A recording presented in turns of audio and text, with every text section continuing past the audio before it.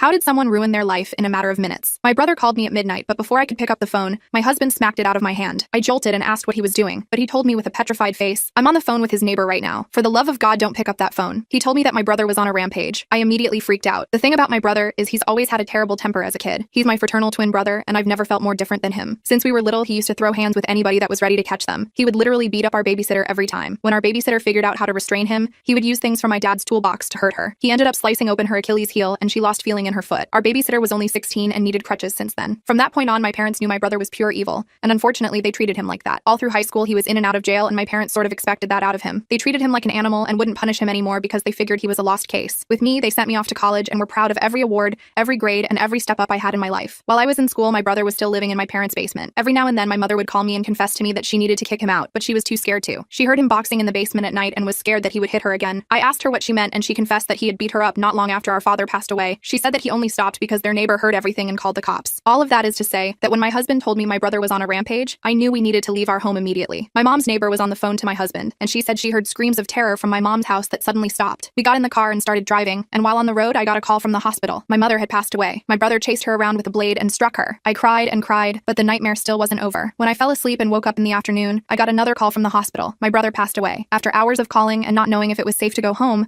I finally got some answers. Turns out my brother had taken my mother's life and wrote down a confession, planning to call me because I was the golden child, and he was the monster who decided he was going to play his role. But on the way to my house, he got into a road rage incident and drove himself into a tree, where he instantly passed away.